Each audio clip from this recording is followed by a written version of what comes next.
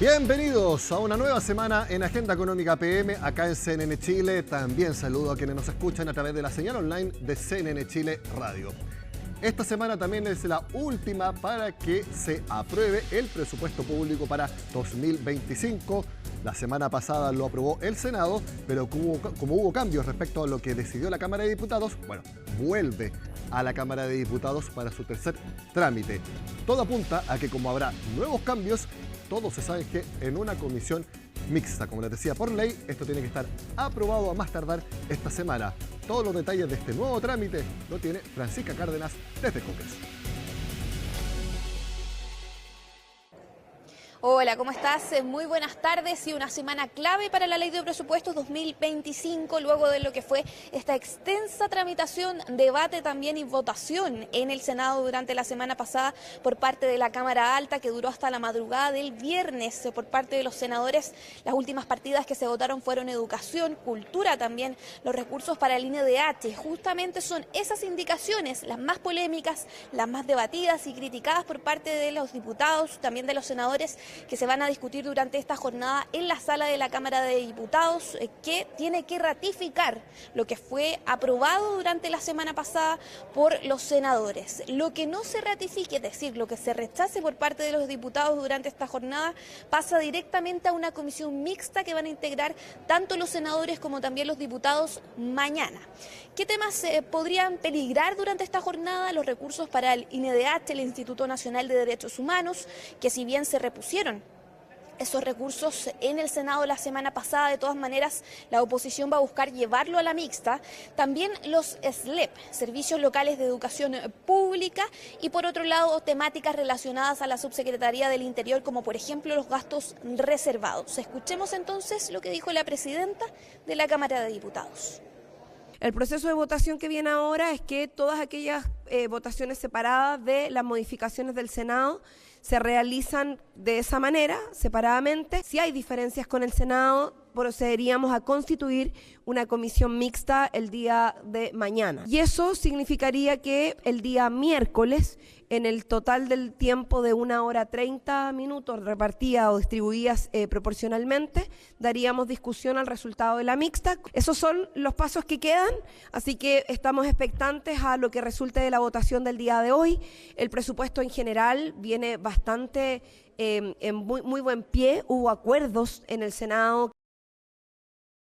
Claro, hay parte de lo que va a ser la tramitación, los pasos a seguir durante esta semana, que es lo que no se ratifique en la Cámara de Diputados, pasa a la comisión mixta, luego vuelve a la Cámara de Diputados para ver qué se aprueba en la mixta, donde se busca llegar a un acuerdo en torno a las diferencias, y después pasa al Senado, que ya es la última instancia de esta Ley de Presupuestos 2025, que busca ordenar y de qué manera se van a ejecutar los recursos del Estado el próximo año, desde marzo de 2025. Escuchemos parte de algunas reacciones también de los parlamentarios.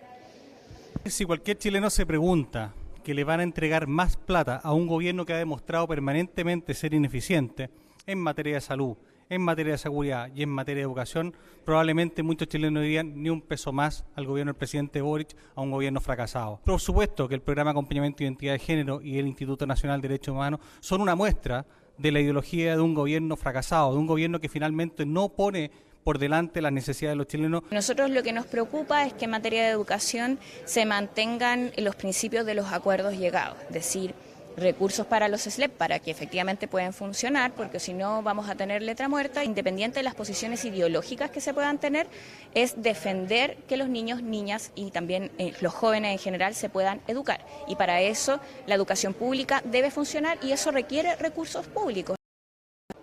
Claro, los servicios locales de educación pública, también el programa de acompañamiento de identidad de género es algo que se va a debatir bastante en las próximas horas. Los gastos reservados, también los recursos para los gastos reservados de la Subsecretaría del Interior, que es algo que se va a buscar también llevar a la mixta por parte de los parlamentarios y por parte también de la oposición, que hicieron este punto junto a demócratas la semana pasada, tanto en el Senado como también la antepasada en la Cámara de Diputadas y Diputados, a propósito también del caso Monsalve.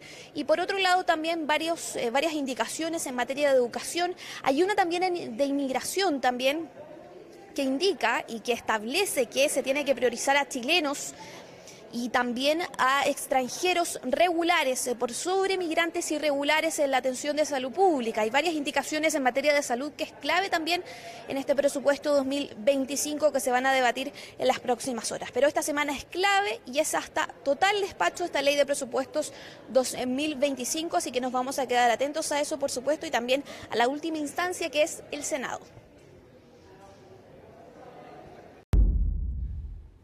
La siguiente es una buena noticia para quienes están cotizando departamentos o una casa, porque nuevamente vuelven a bajar las tasas de interés hipotecarias. Veamos la gráfica que semana a semana publica el Banco Central con los distintos tipos de interés. En la última línea están las tasas de vivienda medidas en UF, es decir, las tasas hipotecarias.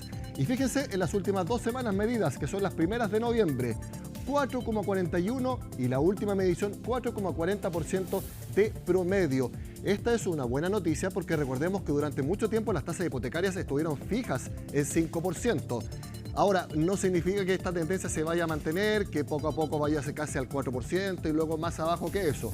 Se debería mantener en estos rangos según el Banco Central y según las entidades crediticias. Pero hay que ir viendo. Lo positivo es que va bajando las tasas de interés hipotecarias. ¿Cómo están las de los otros segmentos? Vemos una leve alza en los créditos de consumo, como ustedes pueden ver, 26% en promedio en la segunda semana de noviembre, han subido respecto a las semanas anteriores. Y los créditos comerciales, que son los de financiamiento para las empresas, están en 9,33%, una leve baja respecto a una semana anterior, pero se mantiene como estaba hace 2 semanas, por lo tanto hay algo más de volatilidad. Estos son entonces las tasas de interés de mercado. Y el lunes en la Agenda Económica hablamos cuáles son las recomendaciones de inversión del momento y lo hacemos en el contacto con Carla Barrientos, que es la directora de Victus en Credicorp Capital, a quien le agradezco el contacto y la vemos en pantalla. Carla, bienvenida a Agenda Económica. Muchas gracias, Nicolás. A ver, ¿cuál es la pregunta más frecuente que hubo este lunes allá en Credicorp por parte de los clientes? A ver, el día de hoy hemos tenido, la verdad es que en el plano internacional, una dinámica bastante positiva en términos de activos de riesgo, también algo de retroceso en términos de tasas de interés en el mundo internacional, en específico en el caso de Estados Unidos, porque tuvimos algo de noticia en esta semana con respecto al nombramiento del secretario del Tesoro, Scott Bessent, que es una figura, la verdad, un poquito más moderada, o esa es la percepción que tiene al menos el mercado con respecto a las medidas que puede implementar el gobierno hacia adelante. Así que te diría que ese ha sido, al menos hoy día, uno de los elementos importantes que ha generado este retroceso en tasas y esta dinámica más positiva por el lado de activos de riesgo. Pero en general hemos tenido una semana en la que definitivamente hemos estado bastante al vaivén o muy pendientes de las noticias relacionadas a la instalación del gobierno en Estados Unidos y todas las ramificaciones que ello conlleva, las implicancias en términos de activos financieros. Así que desde esa perspectiva te diría que hemos tenido dinámicas bien positivas en algunos sectores que nosotros lo hemos implementado con varios de nuestros clientes que se han visto y se deberían ver también más beneficiados en medio de este contexto. En particular, estamos obviamente hoy día con una sobreponderación en activos en Estados Unidos. Y en particular en sectores como financiero y sector small cap. En el mundo financiero tenemos una dinámica en donde las tasas más largas con un nivel mayor a las tasas más cortas, que el famoso empinamiento de la curva lo beneficia como sector, y en el mundo small cap la verdad es que obviamente las medidas del presidente electo debiesen tener un impulso positivo, dado que las medidas proteccionistas benefician el consumo interno en Estados Unidos. Carla, Así que, sí, un poco sí, haciendo el doble clic en las distintas cosas que tú estás mencionando, hablas de sobreponderar activos de mayor riesgo, es decir, le están recomendando de alguna manera que tomen algo más de riesgo a sus clientes, quizás fondos mutuos invertidos en acciones de Estados Unidos, y si ya los tenían, quizás invertir aún más de lo que estaban antes. Nosotros tenemos una visión táctica como Victus Multifamily Office, en la cual hoy día estamos sobreponderando levemente los activos de riesgo, como dices tú, que es tener un poco más en este contexto. Y en particular en estos sectores que yo te digo, pero en especial en el caso de Estados Unidos, sobreponderándolo por sobre las otras regiones del mundo, como es el caso de mercado emergente y de Europa, que sin duda alguna en el contexto que tenemos hoy en día están con bastantes vientos en contra, tanto por la perspectiva más geopolítica como también por el mundo de los potenciales aranceles que vamos a tener hacia adelante. Entonces, como bien tú lo dices, estamos sobreponderando un poco más activos de riesgo tácticamente, y en particular en el caso de Estados Unidos y en particular en estos sectores que yo te comento. Ahora, tú Ahora, por mencionaste en la ejemplo, renta fija sí. preferir periodos más largos que cortos. Eso también uno lo puede ver como una señal de que en realidad todo lo que se ha hablado de Estados Unidos, la llegada de Donald Trump, con Elon Musk, con la señal que se dio al mercado del nuevo secretario del Tesoro, que es el ministro de Hacienda, para ponerlo en términos locales, un poco baja las preocupaciones en ese sentido y por lo tanto, por eso ustedes recomiendan tanto más activos de renta variable, pero también si va a ser renta fija, puede ser a mayor largo plazo por esto mismo. Lo que pasa es que se generó un aumento en tasas posterior a las elecciones, porque efectivamente varias de las medidas que se comentaban podían tener un impacto inflacionario mayor. Y eso obviamente va de la mano con tasas que generaron un nivel de entrada importante. Hoy día, como yo te comento, estamos con un retroceso justo el día de hoy después de esta noticia. Entonces esto va a estar bien dependiente de las noticias que tengamos alrededor de nombramientos, medidas. Probablemente vamos a tener bastante volatilidad, como también lo hemos vivido en las elecciones previas. Hay un periodo importante de volatilidad entre las elecciones y después el tomar el mando oficial del gobierno. Pero en el mundo de la renta fija tuvimos este aumento en tasa que generó una ventana de entrada. Sin embargo, en la renta fija tenemos distintos tipos de renta fija, como lo hemos hablado en otras oportunidades, y aquellos bonos que tienen hoy día, que normalmente tú le exiges un premio por riesgo mayor, que son los Sí. bonos de compañía que tienen un nivel de rating crediticio más bajo. Por lo tanto, tú en la práctica al prestarle a estas compañías, porque es lo que uno hace cuando compra un bono, le pides una tasa mayor. Ese diferencial de tasas que está entre los bonos de mayor riesgo y los de menor riesgo, hoy día está bien apretado, está bien ajustado desde una perspectiva histórica. Por lo tanto, ahí lo que estamos haciendo, además de que aumentamos la duración, que estamos, la verdad, llevando a los clientes a una duración neutral como parte de su portafolio para aquellos que estaban en plazo más corto, también estamos privilegiando bonos de mejor grado de clasificación crediticia, porque creemos que el pago extra que nos están dando este tipo de bonos más riesgosos, la verdad, hoy día no está compensando eventuales riesgos. Ahora, el escenario que tú nos mencionas es positivo, que haya ese menor diferencial, significa que también hay menos riesgo para poder invertir en renta fija. Lo que pasa es que ese diferencial, que es este premio por riesgo para Ujú. invertir en estos bonos que tienen un nivel de rating un poco más bajo, te debería compensar ese riesgo, y cuando hay un flujo importante de esta clase de activo, que es lo que ha sucedido, Sí, empieza a apretar un poco este premio por riesgo. sí. Entonces, la verdad es que es preferible hoy en día tomar bonos que no tengan un nivel de riesgo muy elevado, porque el diferencial de tasas hoy día está muy apretado. En el fondo no te paga una tasa mayor que compense ese nivel de riesgo. En la práctica es eso, es privilegiar estas compañías que tienen un nivel de rating crediticio mayor. Carla, mi última pregunta porque se nos acaba el tiempo.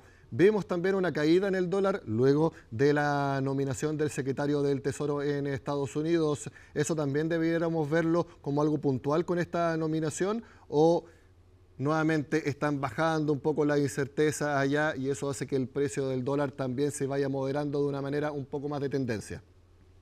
Claro, en el fondo, este nombramiento, como tiene este sesgo un poquitito más moderado en términos Ujú. de la implementación de las medidas proteccionistas, lo que genera es que todo el fortalecimiento que habíamos visto con el dólar con respecto al resto de las monedas en estas últimas semanas, el día de hoy algo de retroceso tuvo y le generó obviamente este nivel de debilitamiento, pero esto va a estar súpermente dependiente a las medidas que tengamos después de manera concreta implementada. Obviamente, Trump ha generado este fortalecimiento del dólar en relación al resto de las monedas y el debilitamiento obviamente del peso en nuestro contexto.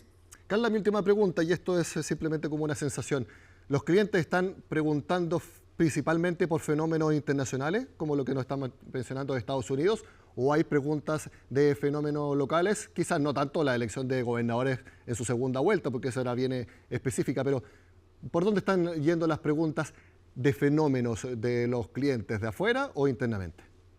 Yo te diría que internacional, y en particular en búsqueda de oportunidades de compra de tipo de cambio para dolarizar aún más las carteras. Eso es lo que al menos nosotros hemos visto.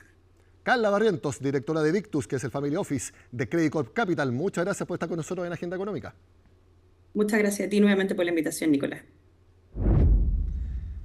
Muy bien, seguimos mostrándole números porque el Banco Central, además de informarnos las últimas tasas de interés del mercado que ya les contamos. También informó un índice que hace algunos meses se está entregando, que es de ventas diarias del comercio. Recordemos que es algo que hace la Cámara Nacional de Comercio, también la Cámara de Comercio de Santiago con otros instrumentos. Bueno, el Banco Central también tiene su propia medición. ¿Y qué es lo que muestra? Lo que ustedes ven en pantalla. Se sigue desacelerando el retail, que es el comercio minorista en nuestro país. Fíjense en los datos de los últimos meses. Estos son mediciones de ventas diarias, pero que dan un contexto de los últimos meses. ¿Cómo iba creciendo en julio? 3,6%. En agosto se disparó a 8,5%. Pero ya en septiembre hubo una baja de 2,6%, la que se profundizó en octubre con un crecimiento de apenas 2%. Recordemos que nosotros les contamos la semana pasada en el programa que se proyecta que para 2025 el retail va a crecer, pero menos que en 2024. Por lo tanto, lo que ustedes ven, que es que se desacelera el crecimiento del retail, al menos en los números se está ratificando. Hacemos una pausa en la agenda económica de este lunes y al regreso hablamos del legado que dejó el lamentable fallecimiento del expresidente de la CPC, Alfonso Suet Opaso, que recordemos fue el líder de los empresarios para la crisis social de 2019 y el inicio de la pandemia. ¿Qué fue lo que dijeron, por ejemplo, los asistentes a su funeral de este lunes? Lo vemos al regreso.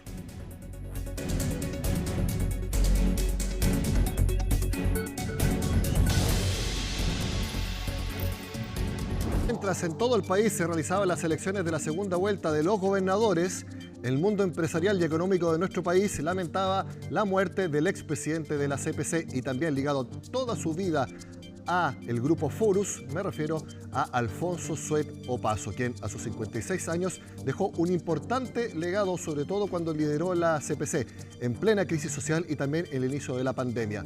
¿Cuál es su legado? Principalmente de conversación con sectores que tradicionalmente no se reunían con los grandes empresarios a conversar. Pilar Gutiérrez resume el paso entonces de Alfonso Suet como líder empresarial. Nos deja probablemente una enseñanza de seguir dialogando en un país que probablemente cada vez dialoga menos. Siempre estuvo ahí con todos los sectores, con los trabajadores, con las pymes, con las grandes empresas. Una tremenda persona, él fue un destacadísimo empresario, académico y dirigente gremial. Son algunas miradas sobre el legado que deja Alfonso Suet. Es que la tarde de ayer se confirmó el fallecimiento, a raíz de un cáncer, del expresidente de la Confederación de la Producción y el Comercio, que lideró el gremio entre abril de 2018 y marzo de 2020. Tenía 56 años. Son consecuencias, y en las consecuencias, por supuesto, todos tenemos responsabilidad en este sector, en la sociedad, en todos los que tienen grados de liderazgo. Lo que tenemos que hacer es dialogar más que empezar a tirar soluciones desde un sector en particular. Lo que está pidiendo hoy día la ciudadanía es encontremos soluciones entre todos, con todos y no desde algunos hacia abajo. Algunos de los dichos del empresario durante la crisis social de 2019, uno de los grandes desafíos que tuvo que enfrentar mientras estuvo a cargo del gremio empresarial. Suet planteó la necesidad de tomar un rol activo para solucionar las desigualdades. Gran empresario, gran visionario, siempre preocupado de lo social. Y yo creo que eso nos va a marcar a todos, porque siempre buscó el diálogo, siempre buscó la forma de acercarse particularmente a los trabajadores. Fue un alumno excepcional, fue un dirigente gremial, fue un empresario de gran éxito. Le tocaron momentos difíciles, fundador de Clapes UC, donde yo trabajé codo a codo con él. También buscó generar y lograr acuerdos en temas laborales con distintos sectores. En ese sentido, promovió las mesas de diálogo con empresarios, pequeñas y medianas empresas y centrales sindicales. Uno de sus legados más destacados, el Foro Trabajadores Empleadores. Nos hemos juntado improbables. Es primera vez en la historia sindical y gremial chilena que nos hemos sentado con 3 de las 4 centrales, con todas las pymes, con las grandes, con las medianas, más la academia, a hacer una propuesta de política pública. Mantuvo un diálogo muy activo con la Central Unitaria de Trabajadores de la época, a pesar de las diferentes posturas que tenían con Bárbara Figueroa, que en esa época era presidenta de la multisindical. Siempre tuvo la disposición no solo a contribuir al diálogo país, al diálogo en materia de propuestas que permitiesen generar crecimiento, desarrollo, empleo, sino también poder hacernos cargo del desafío de que las contrapartes fuéramos relevantes en el diálogo con la autoridad. Suet también marcó la mirada del empresariado frente a discusiones económicas relevantes del país. Algunas de esas discusiones cobraron mucha más relevancia en la actualidad. Por ejemplo, fue pionero en expresar su opinión sobre los retiros de fondos de pensiones, lo que le costó críticas de su sector. Empatizamos con la dificultad que tiene una persona para adquirir su casa, como son los casos que hemos visto. Empatizamos fuertemente con eso. Pero también nos damos cuenta que el único mecanismo no es el sistema de pensiones para resolver ese problema. O sea, yo lo que prefiero es enfrentar ese problema, que tenemos que enfrentarlo como país, como política pública, pero no forzar que la única solución pasa por las pensiones. Aparte de su paso por la CPC, fue ex vicepresidente de la SOFOFA y participó en directorios de empresas como Forus S.A., Inmobiliaria Costanera S.A. y Elec Metal. Fue también asesor en aguas andinas y miembro activo en organizaciones internacionales como la OCDE y la PEC. Pero también fue presidente del Consejo Asesor Externo Nacional de CLAPES-UC y profesor en Ingeniería Comercial de la Universidad Católica de Chile. Su trabajo trascendió el ámbito empresarial, dejando una huella imborrable en la enseñanza y la construcción de políticas públicas. Destaco su profunda y genuina vocación gremial, creo que fue un ejemplo para todos, siempre poniendo al centro de la labor empresarial la preocupación por las personas, por el presente y por el futuro del país. Desde el gobierno también se refirieron al fallecimiento del empresario. El ánimo que siempre tuvo dialogante, de buscar una buena relación entre empresarios, trabajadores y sus sindicatos. Y a mí me parece que ese es lo que necesita nuestro país. Nuestro país necesita mucho diálogo. Es parte del legado que deja Alfonso Suet, el empresario y expresidente de la CPC, quien dejó su huella no solo a nivel empresarial y económico en el país, sino también en todos aquellos que lo conocieron en lo personal. Como líder empresarial, uno de los temas que más preocupaba a Alfonso Suet era el laboral. Precisamente hay algunos desafíos muy importantes para ese mercado, no solamente en Chile, sino que en todo el mundo. El cambio climático, la digitalización o, por ejemplo, conocimientos de programación e inteligencia artificial, además de algo que hemos visto acá en Chile que es un gran problema, que es la formalización. Eso lo vemos en la siguiente nota de Ronit Yapur. Chile está cambiando. Nuestro mercado laboral enfrenta grandes desafíos que afectan a todos. La tecnología, el cambio climático y el envejecimiento de la población están transformando la forma en que trabajamos. Este fue el tema principal del seminario Mercados Laborales en Transformación, organizado por Chile Valora, un organismo del Ministerio del Trabajo que certifica competencias laborales. Allí se abordaron 3 grandes transiciones que están impactando el empleo: la transformación digital, la verde y la demográfica. La primera transición es la digital. Herramientas como la inteligencia artificial y las plataformas online están revolucionando cómo se trabaja y se contrata. Sin embargo, no todos avanzan al mismo ritmo. Personas mayores o con menos estudios quedan rezagadas por la falta de acceso o habilidades tecnológicas. El 70% de los especialistas de recursos humanos considera que tener un currículum en portales como laborum.com aumenta la posibilidad de ser seleccionado a un nuevo empleo.